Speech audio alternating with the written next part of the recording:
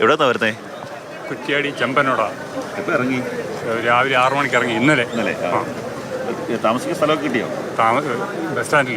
Bus സ്റ്റാൻഡിൽ കിടന്നത് പല ആൾക്കാരും അങ്ങനെയാണ്. ഇപ്പം മലപ്പുറം ആയാലും കോഴിക്കോടൊക്കെ നിന്ന് വരുന്ന ആൾക്കാരൊക്കെ ബസ് സ്റ്റാൻഡ് റെയിൽവേ സ്റ്റേഷനൊക്കെ തന്നെയാണ്. 4 മണിയായി. വഴിയെല്ലാം ബ്ലോക്ക്, മഴ, ഭയങ്കര ബുദ്ധിമുട്ടായിട്ട് വളരെ ത്യാഗം സഹിച്ച് അവിടെ എത്തിയത്. ഒരു ഒറ്റ ലക്ഷ്യത്തിന് വേണ്ടിയാണല്ലേ? സതീശൻ്റെ നിലപാടുകളുടെ രാജാവ് കാണണം, അതിനു വേണ്ടിയിട്ടാണ് വന്നത്. എവിടെ നിന്നാണ് വരുന്നത്? എറണാകുളം കാലടി കാഞ്ഞൂർ ഭാഗത്തു നിന്ന് വരുന്നു. നിങ്ങളുടെ ജില്ലയിലാണ് മുഖ്യമന്ത്രി? മുഖ്യമന്ത്രി ഞങ്ങളുടെ ജില്ലയിലാണ്.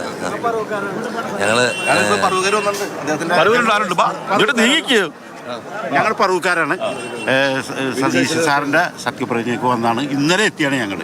ഇനി ഇതൊക്കെ കഴിഞ്ഞിട്ട് ഞങ്ങൾ ഇവിടുന്ന് പോകുള്ളൂ. ഇത് കഴിയുമ്പം MLA സതീശൻ മാത്രമല്ല, മുഖ്യമന്ത്രി എല്ലാവരും മുഖ്യമന്ത്രി.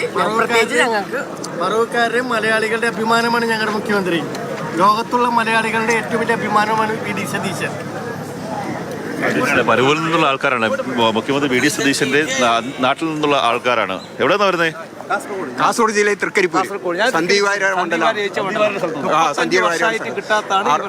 60 വർഷത്തേക്ക് ആദ്യമായിട്ട് ഇപ്പോൾ UDF ജയിക്കുന്ന മണ്ഡലം തൃക്കരിപ്പൂർ. ഇപ്പോൾ ചരിത്രത്തിൽ ആദ്യമായിട്ട് LDF തകർത്ത് UDF കയറിയ മണ്ഡലം ചരിത്രത്തിൽ ആദ്യമായി. എനിക്ക് 60 വയസ്സായി. ഈ 60 വയസ്സിനിടയ്ക്ക് ഇതുവരെ UDF ജയിച്ചിട്ട് അവിടെ ചരിത്രത്തിൽ ആദ്യമായിട്ട് ജയിച്ചു.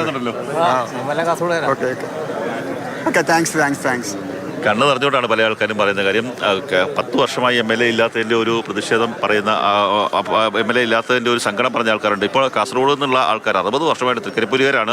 60 വർഷമായിട്ട് MLA ഇല്ലാതെ വന്ന് ഇപ്പോൾ MLA ആയിരിക്കുന്നു. അതിൻ്റെ ഒരു സന്തോഷം കണ്ണ് നിറഞ്ഞുകൊണ്ട്, ആനന്ദ കണ്ണീർ ഒരുക്കിക്കൊണ്ട് നിൽക്കുന്ന ഒരു കാഴ്ചയാണ്. കണ്ണ് നിറഞ്ഞൊക്കെ സംസാരിക്കുകയാണ് എന്നാണ് കേട്ടത്. ഇപ്പോൾ മന്ത്രിയില്ല എന്നൊക്കെയുള്ള ഒരു പരിഭവം ഒരു വശത്ത് നിന്ന് പറയുന്നുണ്ട് എങ്കിൽ പോലും ഇവർ ഓരോരുത്തരും പ്രവർത്തിച്ചതിന്റെ ഫലമല്ലേ ഇത്രയും കാലം ഞങ്ങൾക്ക് ഇത്രയും വർഷത്തിനിടയിൽ ഞങ്ങളൊരു ചരിത്രം തിരുത്തി കുറിച്ചുകൊണ്ട് ഞങ്ങൾക്കൊരു MLA വന്നിരിക്കുകയാണ്. അപ്പോൾ ഞങ്ങൾ ഈ തലസ്ഥാനത്ത് എത്തേണ്ട ഈ സത്യപ്രതിജ്ഞ ചടങ്ങ് കാണാൻ എന്നുള്ളതാണ് അവരുടെ ഓരോരുത്തരുടെയും മനസ്സിൽ.